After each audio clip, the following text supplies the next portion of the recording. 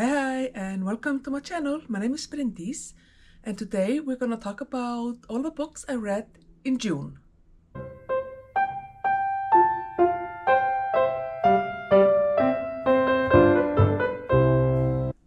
So June was an excellent reading month, as every month has been this year. So it's been such a fantastic reading year. You may have seen my mid-year freakout tag, where I talked about kind of the highs and the lows of the year. But it's been an excellent year, and I would say that I'm on route to be kind of following my or to be like at the high end of what I would normally read in a year. So which is fantastic because I'm enjoying it so much, and I've been just very fortunate, I think, with the books that I've chosen to read, that there have been so few that have been DNFs or really low rating. So 3 stars on and up has been kind of the norm, and it's definitely the case for June. So I had 10 books on my TBR for June, and I read 9 of them. The one that I didn't get to is Sally Rooney's Conversation with Friends. And I simply didn't get to it because I had just one too many physical book on my TBR, because one of the books that I thought I was gonna read as an audiobook wasn't available as an audiobook, so I had to read the physical copy. And I prefer only to have one physical copy and one audiobook going at the same time. That's kind of my rhythm of reading. Anyway, so I didn't get to this one, but and I'm sad about it, but I will hopefully get to it soon. But the reason I didn't get to it, like I said, is because I'm reading Brandon Sanderson, the Mistborn series. This is book 1, The Final Empire. And I thought that I had it as an audiobook, but when I actually went to start to listening to it, it wasn't in my audiobook app. So I don't know if I just kind of missaw. There are a few other Brandon Sanderson books there, so maybe I just kind of mistakenly thought this one was there, or it was there and it's not there anymore. I don't know. But anyway, so I ran to the bookstore and I bought myself a copy of this book before I even stopped, and I was like, maybe you could have gone to the library. But anyway, I have a copy, and I'm very happy with it because I'm really enjoying it. I'm about halfway through. That is, I'm done with the first 2 parts, and I'm starting part 3.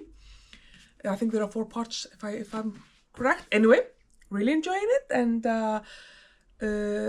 I will talk about it more obviously in my July wrap-up. I'm assuming I will finish it in July, and I'm also planning to do a separate video talking about this book. But yeah, so that's yes, you can see I'm still reading that one. I'm also still reading the biography of Halldór Laxness, the Icelandic Nobel laureate.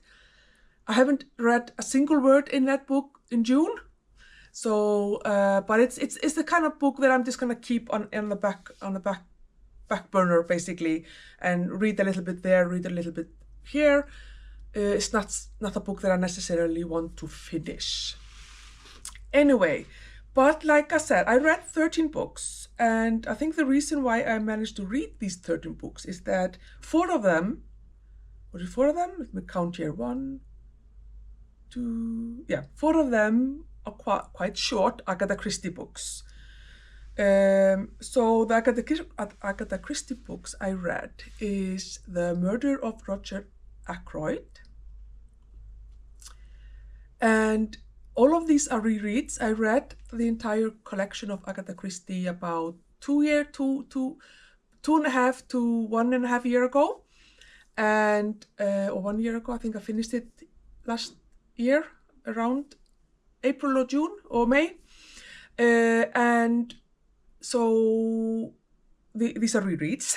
I don't own a physical copy of The Murder of Roger Ackroyd. I don't actually own a physical copy of any of these books, even though I own like almost 40 Agatha Christie's at this time, because I got this excellent, I found them all at the charity shop. Anyway, so The Murder of Roger Ackroyd. It's a really interesting book. So when I read it 2 years ago, I gave it 3 stars, I noticed, on Goodreads. And I'm like, because this time around, I loved it. I thought it was so well. The mystery, like I did not remember the mystery. But the narrator is really interesting. It's not Hastings. The narrator is one of the other characters. And it's so, very good, Agatha Christie. I haven't 100% decided, but I'm thinking about doing a video for each of the books by Agatha Christie. There's one on my channel with the first Hercule Poirot book, The Mysterious Affair at Styles. I haven't decided if I'm gonna do every book or if I'm just gonna do like my favorite books.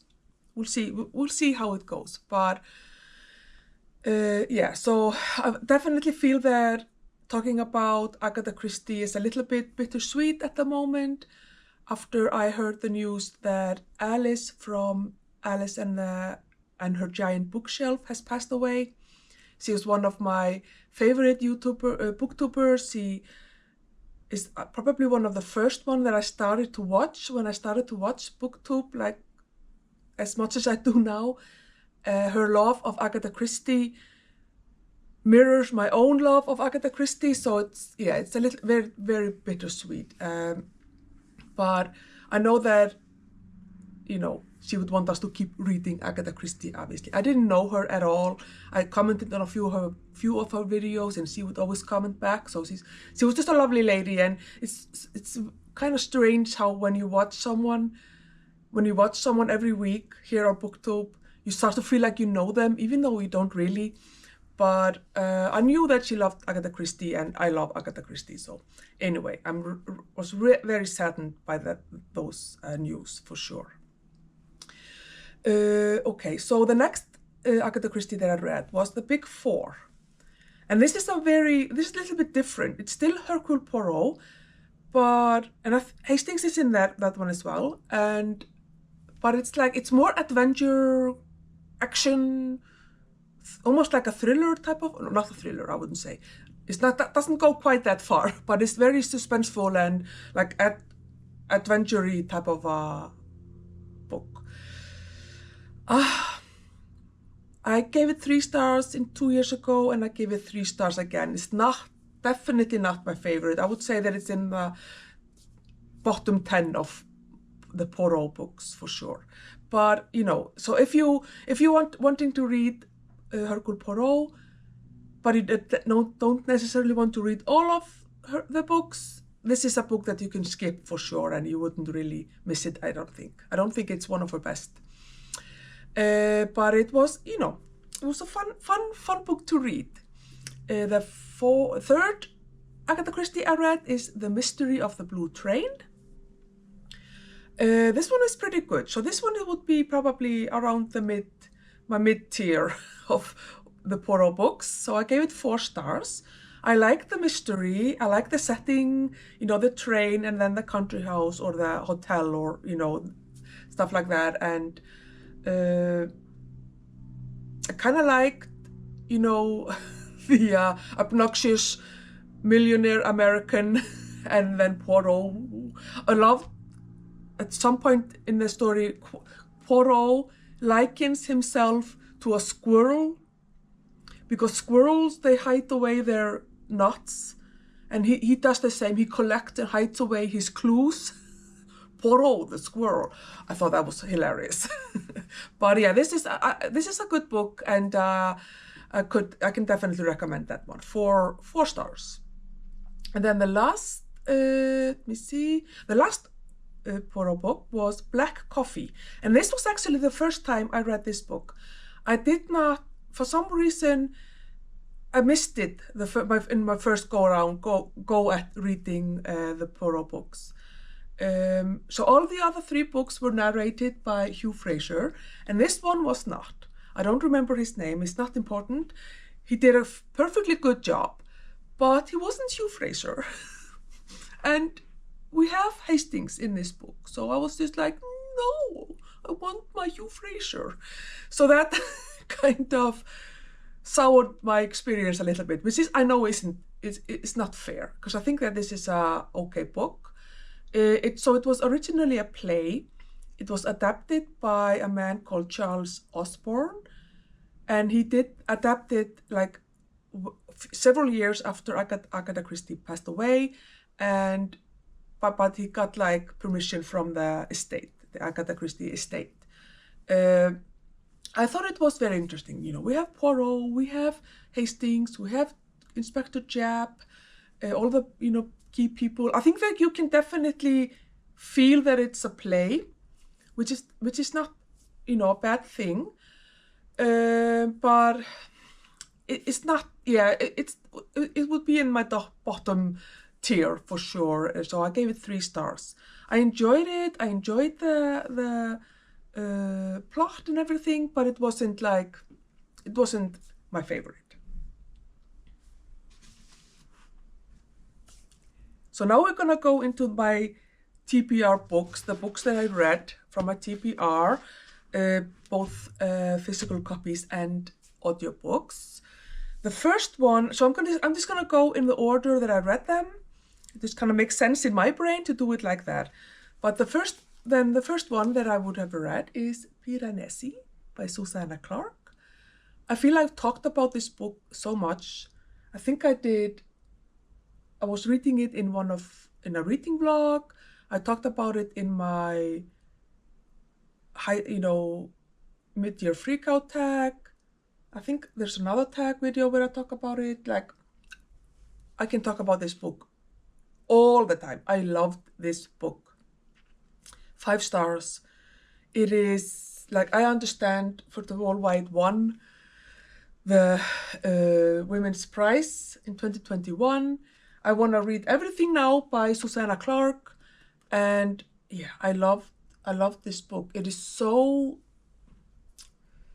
well written. It just seamlessly flows, and it's just it was so good, so good. The next book that I read, and I did actually listen to this as an audiobook, and that was The Tenant at Wildfell Hall by Anne Bronte. This is my second Anne Bronte, and I really did enjoy it quite a lot.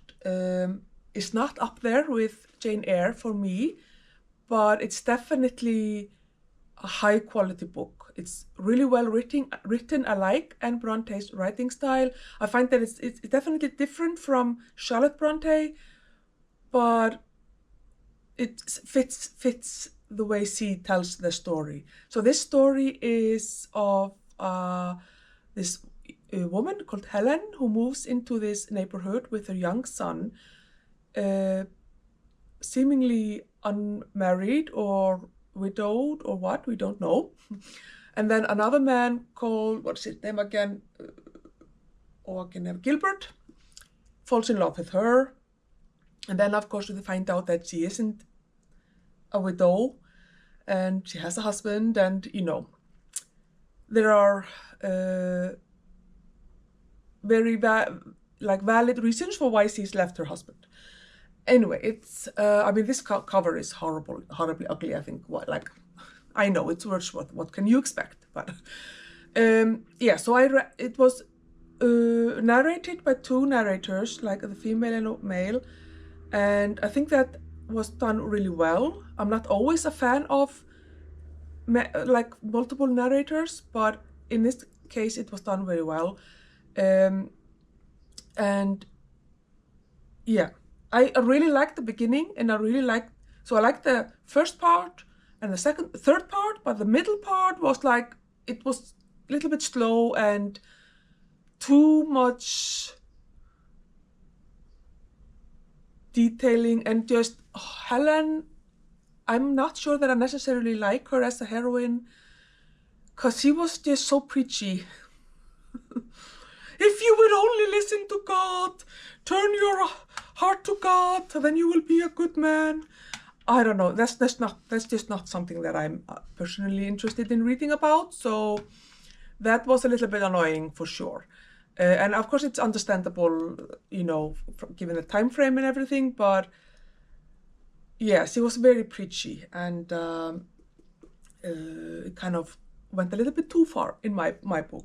In my opinion. But apart from that, it's excellent, and I can definitely see why it's considered to be kind of the proto-feminist, and just really depicting the fact that if you're a woman in this time period, and even in many places still today, and you are in an unhappy marriage or an abusive marriage, there really was very limited.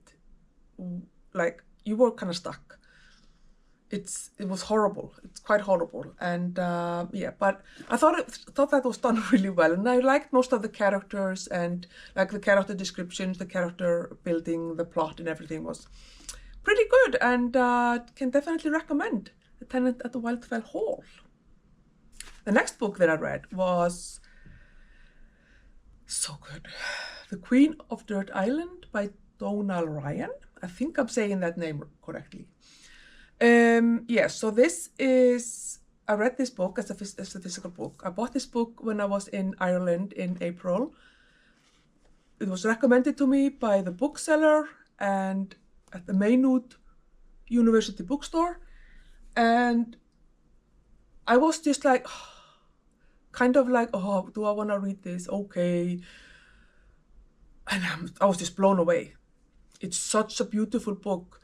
The writing is so beautiful. The relationships are so beautiful.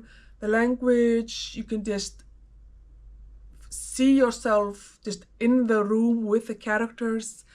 And I love this book. It's so good.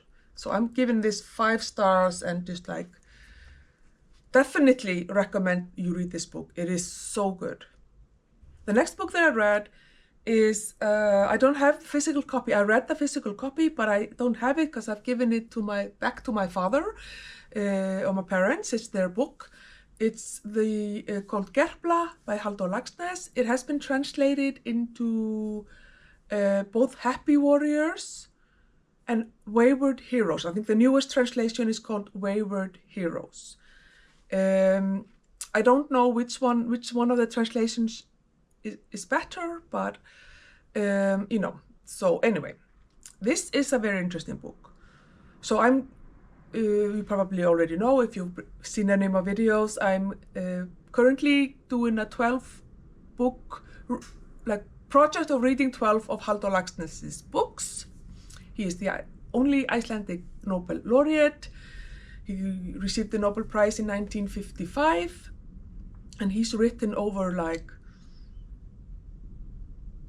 20-something books, novels, several essays and memoirs and travel books, and he wrote quite a lot of books, poems as well, and he's a very beloved author in Iceland for sure. So this book is interesting. It's a parody of the Icelandic sagas. It takes place, I think, if I remember correctly, in the 11th century. And it's about two young men. One of them has been raised to become a warrior, a Viking warrior, although he is about 100 to 200 years. He was born a little bit too late. So the Viking age is definitely kind of coming to an end. And Iceland has been Christianized. So Iceland has become Christian and abandoned the old Norse gods, but he's still like, oh, Odin, Thor, and been taught by his mother that he's a warrior. And then the other hero is a poet, and it's just really interesting relationship that they have. They get sworn together as blood brothers, which was a thing that you would do, like a blood oath with someone, and then you would become like sworn friends. And they, travel around Iceland, terrorizing poor farmers, and basically get or at least one of them gets like exiled or like ostracized or outlawed. So if he's seen, anybody who sees him can kill him and not be punished for that. And so he goes to like France and England, and like he's like trying to be this Viking warrior. And the other one is just wanting to recite poems to beautiful women and be in this kind of Casablanca type. And anyway, it's hilarious. I think that if you like historical fiction and you don't mind kind of the silliness, this is a good book, definitely. If you've read any of the Icelandic sagas, I think this could be really fun, because the way he's like making fun of the hero worship of the Viking warriors, and I enjoyed reading it, but it's quite long, and I would say so far it may be my least favorite of the books that I've read. It's the 7th book that I read by Halldór Laxness this year, and I think it's my least favorite. I'm giving it 3 stars, but it's still worth a read, but it's not necessarily his best work. Although I think actually it's cited as one of the works that gave him, like, that ended up giving him the Nobel Prize. It's an epic book, but for me personally, it's not one of my favorite of his. The next book is Eliza Rose by Lucy Worsley. And this was an audiobook, and I really enjoyed this. It's a historical fiction. It's the story of Eliza Rose, who is a young heiress in the time of Henry VIII in Tudor England. She needs to find a rich husband so that she's the only person who is left in the family that can inherit the family estate. But the family is impoverished, or impoverished gentry, I don't know what it's called, and she needs to make a good marriage to a rich husband so that they can afford to keep the family estate. And so she's sent off to this kind of boarding school to teach her to become a court lady so that she can go to court and find a rich husband, right?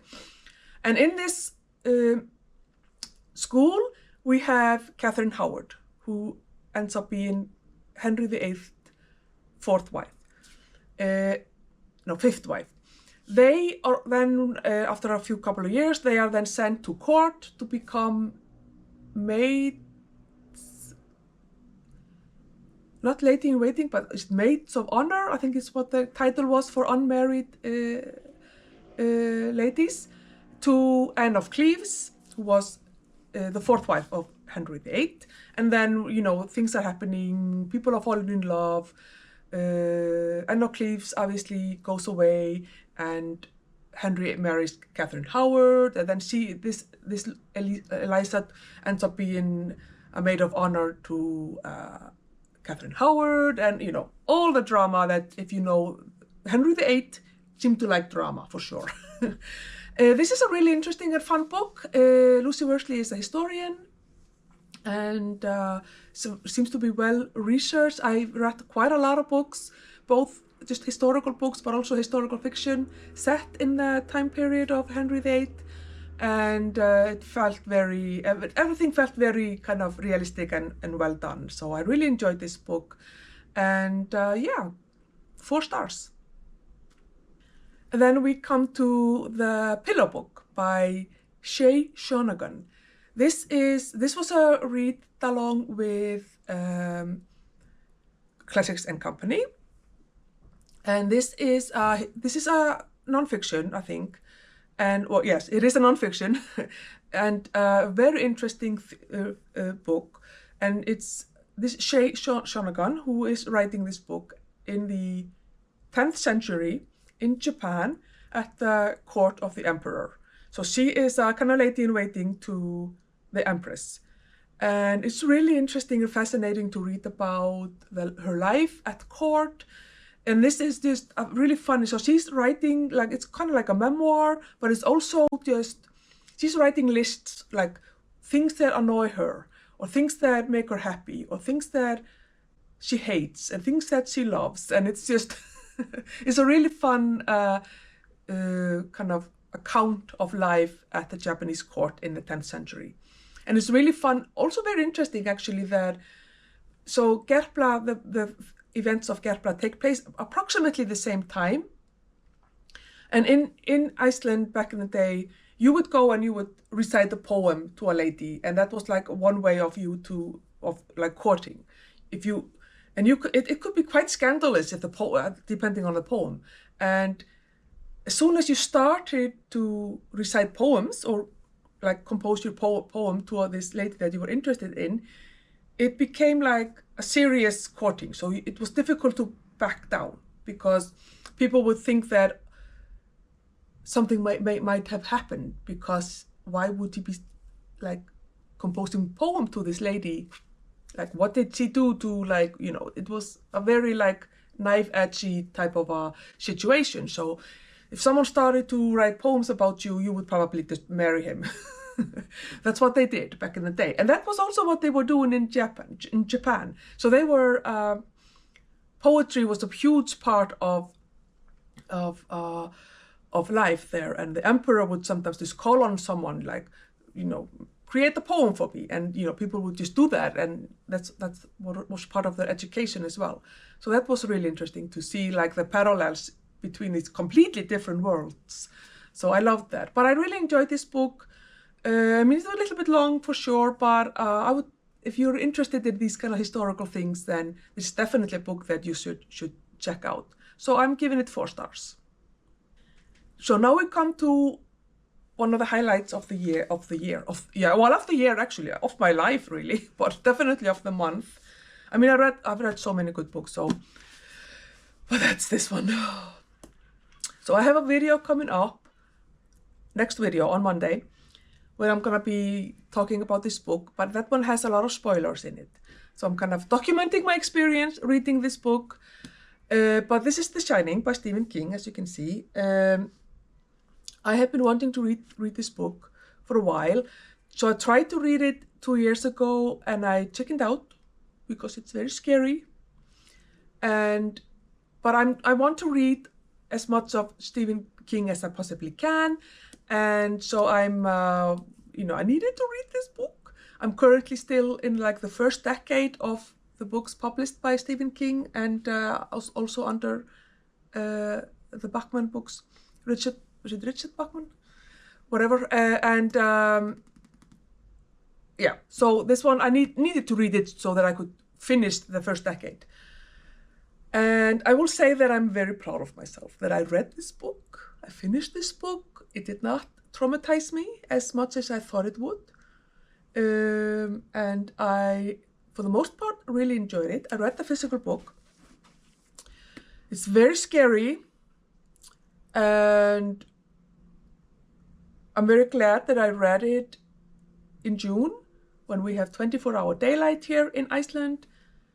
So I didn't have to be in any darkness, because it's definitely very scary. And Stephen King, I mean, the writing is maybe not the best here in this book. I can definitely see that it's not nearly as good as like in this book or any other book that I've read. But that's fine. He writes suspense so well. The thriller, he just creates this atmosphere that is, he does it so well. Like, he is, I mean, there's a reason why he's the king of horror, right? There were still things about this book that I was not happy about. If you want to know what those were, you can watch my next video. But I will recommend it if you like horror. I think that this is a book that everybody should read. I think I've found out by reading this book that I prefer like psychological horror more than body horror. I'm not a fan, I think, of body horror. I mean, I have to read more for sure in order to kind of. I'm just kind of I've just been dipping my toes into horror, really. So I would definitely have to read more and more varied, not just Stephen King. But I find that like the psychological, ghostly type of horror is much more scary to me than some silly bodily things.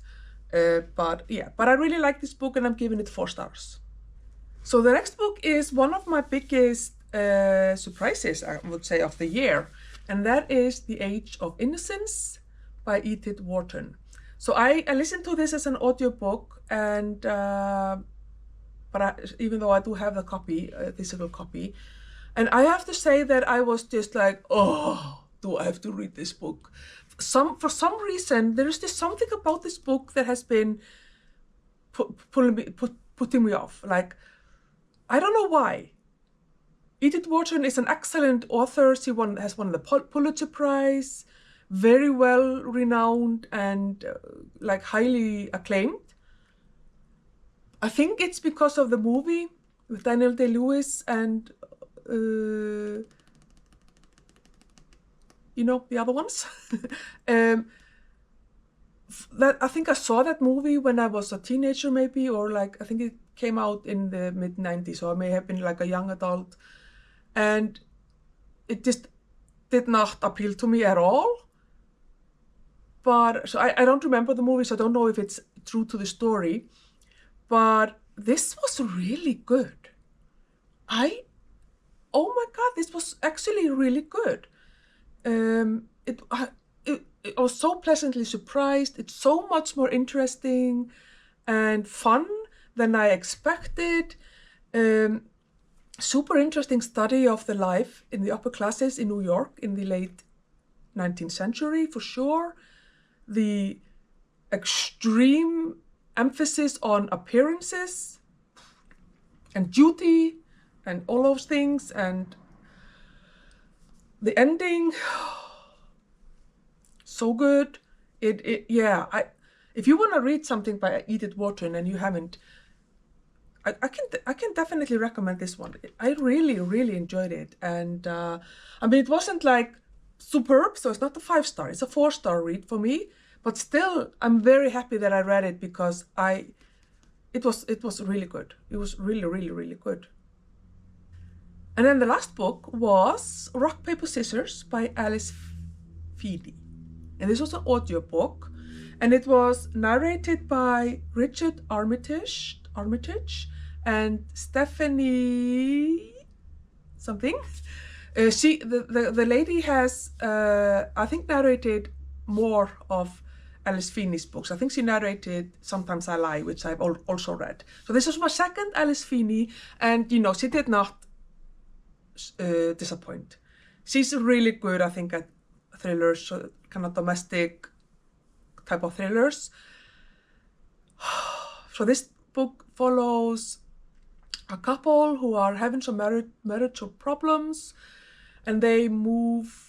Oh no, they don't move. They go on a weekend trip, I think, to the Highlands of Scotland in like midwinter. So there's like snow and ice and snowstorms, and the electricity goes out, and there's like very weird things happening. There's a dog. They're just, and you don't know who to trust. Like the narrators are both of them are very unreliable, and it's like, it's very good. It's very thrilling, and just for a thriller, it definitely delivered. It did what it needed and what I wanted it to do. 4 stars. So those were the books that I read in June. Like I said, an excellent reading month. I'm very happy with it, and very happy with all the books that I read.